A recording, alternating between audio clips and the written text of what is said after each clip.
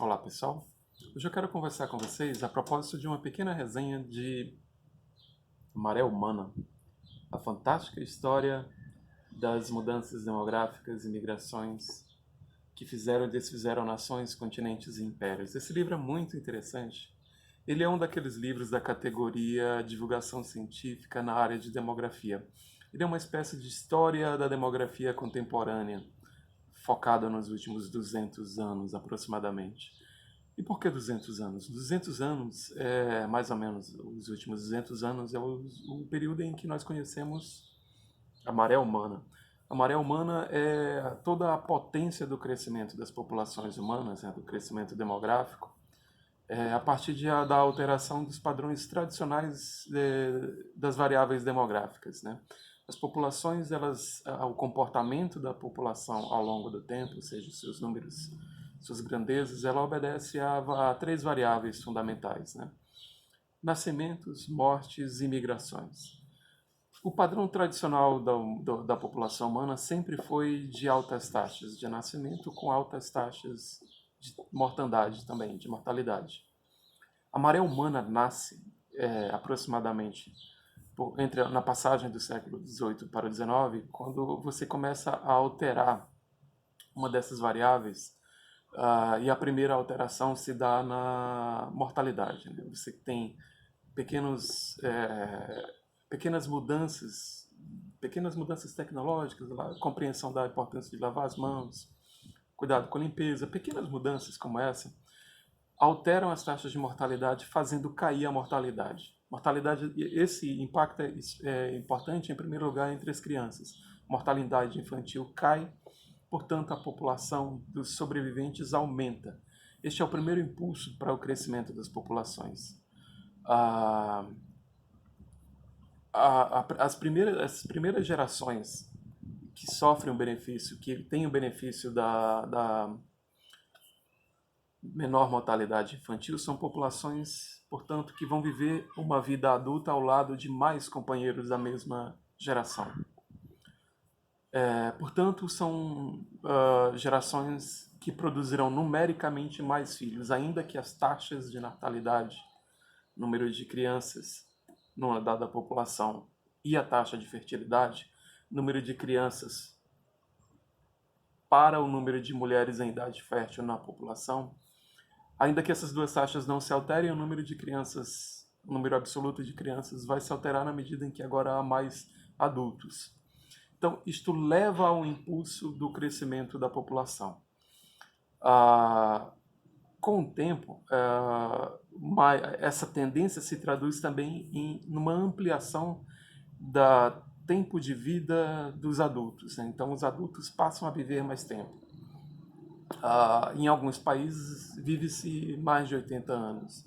No Brasil, vive-se por volta de 75, 74 anos aproximadamente. No início do século, provavelmente pouco mais que a metade disso, certo? Então, essas variáveis, aumento, queda da mortalidade, com manutenção de altas taxas de natalidade, essa combinação primeira da maré humana, que impulsiona o crescimento. Tá? O crescimento da população aconteceu historicamente, o crescimento recente nos últimos 200 anos, ele vem por esses dois fenômenos. Um cenário anterior de altas taxas de nascimento com altas taxas de mortalidade, você diminui a mortalidade, isso faz com que mais crianças vivam, faz com que décadas depois mais adultos vivam, e mais adultos vivendo produz, em termos absolutos, mais crianças. A manutenção das taxas de natalidade alta vai fazer com que a população continue crescendo. Tem um ímpeto de crescimento que não será parado. Por isso, esse é um dos argumentos do Morland. A maré humana, ela desencadeia em primeiro lugar na Inglaterra, e depois é exportada para os vários países da Europa em primeiro lugar. São eles que conhecem esse fenômeno. Cenários de altíssimas taxas de mortalidade e de natalidade são modificados. Essa combinação de mortalidade e natalidade altas provoca uma espécie de equilíbrio das populações. A diminuição da mortalidade faz com que as populações acelerem. Você tem uma arrancada da maré humana, então a população cresce gigantemente, né, de maneira expressiva e às vezes assustadora.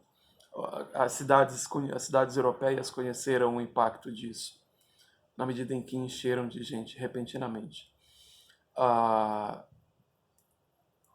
Isso provoca uma série de impactos, né?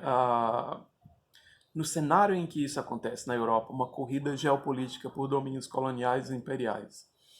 Esse crescimento populacional fez com que a taxa de natalidade, especialmente as taxas de natalidade e mortalidade também, elas se tornassem variáveis geopolíticas, né? Havia algum interesse em torno da manutenção de taxas de natalidade alta e mortalidades baixas.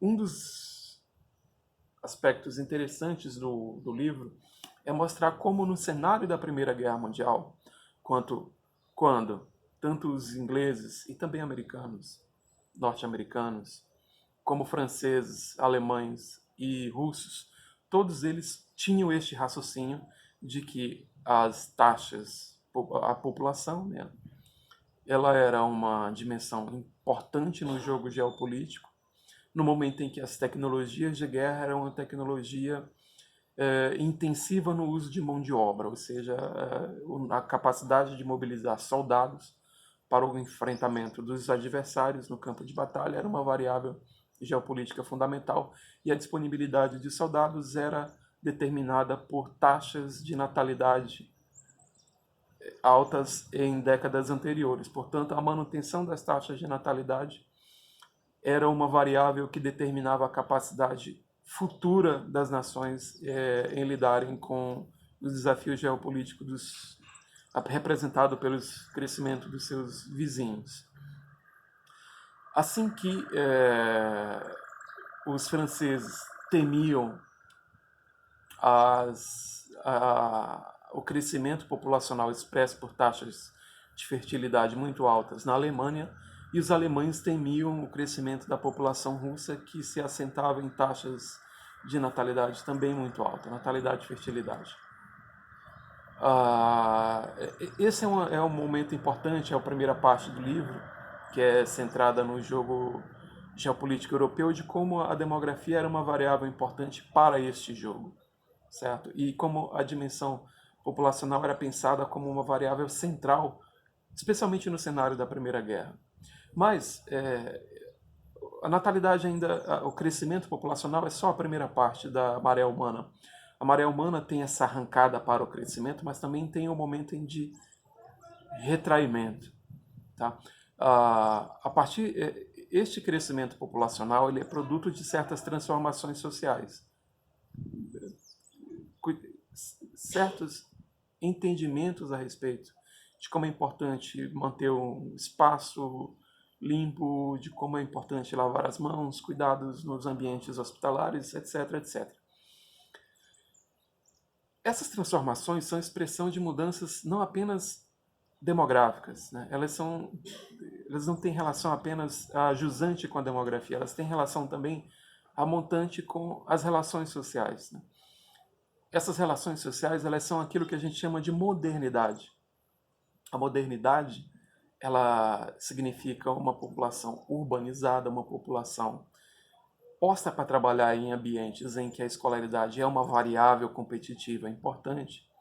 E a reboque dessas transformações, você também tem transformações quanto ao papel da mulher. Esta combinação, essa coisa que nós chamamos de modernidade, ela produz uma transformação, por outro lado, das possibilidades de vida para todos, das ideias relacionadas às famílias. Uma consequência disso é que, especialmente para as mulheres, e isso bem antes da pílula, torna-se possível o controle da natalidade, da fertilidade, e desejável também. Então, uma vida urbana, competitiva, é incompatível com a criação de 5, 7, 8 filhos, como já foi comum. Então, famílias menores de 5, 4 filhos tornou-se a regra e caindo. Né? É este ímpeto produzido não por governos, mas por mudanças sociais incontroláveis, a modernidade, elas levam ao retraimento da maré humana, né? E este é o argumento do livro, né? Essas coisas são incontroláveis. Isso aconteceu na Inglaterra, isso aconteceu na Alemanha, isso aconteceu na Rússia. Em toda parte você teve este fenômeno provocado pela diminuição da mortalidade, que em algumas décadas depois, na Europa, um número relativo, na Inglaterra, um número relativamente grande, na Alemanha um número menor e na Rússia um pouco menor ainda. Um número menor de décadas, certo número de décadas, você conhece também um decrescimento no número de filhos por mulher. Então, você tem o primeiro passo, manutenção de altas taxas de natalidade com queda de mortalidade. Isso leva ao aumento da população. Depois de um momento, as quedas de fertilidade também caem. Então, você tem ainda um espaço de crescimento, mas um equilíbrio. A partir de dado momento, você tem um equilíbrio. Com a manutenção da queda da taxa de natalidade e fertilidade, você começa a ter o decréscimo das populações. A Rússia, no começo do século XX, era um país que conhecia uma enorme expansão populacional, uma aceleração populacional. E isso era visto como um trunfo. A Rússia contemporânea, a Rússia de Vladimir Putin, é uma Rússia que vive o cenário oposto desse, com o retraimento da população pelas quedas gigantescas das taxas de natalidade e fertilidade, que se tornam inclusive objeto de políticas públicas que tentam interferir nessa queda que está abaixo da taxa de reposição, que é um pouco mais de 2 filhos por mulher. Certo? Este é um dilema da Rússia contemporânea. Uma outra coisa interessante que o livro mostra é que, se até o século XX a variável demográfica era pensada como variável política, de confrontação política, confrontação geopolítica, variável, portanto, de guerra, ele vai chamar a atenção para o fato de que hoje a variável demográfica tem outros aspectos. Um desses aspectos é o impacto econômico. Populações grandes, se acontecem em cenários em que você tem governos capazes de desenvolver razoavelmente a economia, razoavelmente os fatores econômicos, vão fazer dessa nação uma potência econômica. A gente pode dizer que é o caso do Brasil, que tem uma população de pouco mais de 200 milhões de habitantes, ainda que a sua produtividade econômica não seja das melhores, das maiores do mundo. Mas a população é grande, de modo que a nossa economia sempre estará entre as 10 ou por volta das 10, 15 maiores do mundo. Esse também é o caso da Índia, que não é uma potência tecnológica, mas é uma potência demográfica. Está a caminho de se tornar a primeira população do mundo em número de grandeza, e é a sexta ou quinta maior economia do mundo, com números de 2020.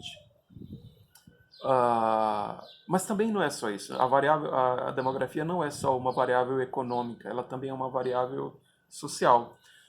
Hoje, a grande maré humana, que já passou pela Europa, atingiu a América do Sul, atingiu a Ásia Oriental e o Sudoeste Asiático, hoje ela está acontecendo diante dos olhos do mundo no continente africano.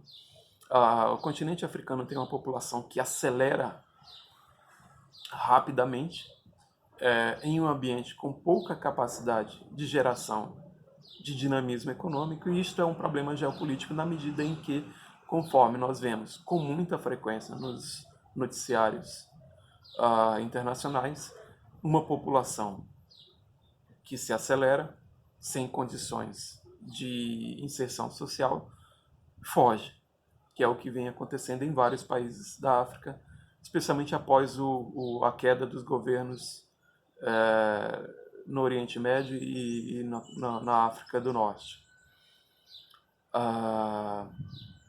Uma outra variável, um outro argumento, outros dois argumentos bastante interessantes colocados no livro são certos efeitos da composição demográfica.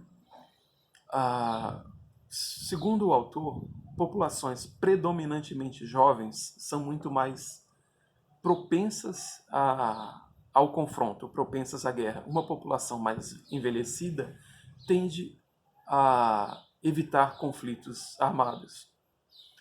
Uma outra observação interessante do autor é de que, relacionada não à composição etária, mas às taxas de mortalidade diante de cenários de mudança social, é de que quando você tem populações, quando você tem cenários em que você tem mudança social relacionada ao trabalho, com demandas de mais compromissos relativas ao emprego, né? Empregos modernos, no mesmo cenário em que você tem manutenção dos papéis tradicionais de gênero, as taxas de fertilidade e de natalidade caem.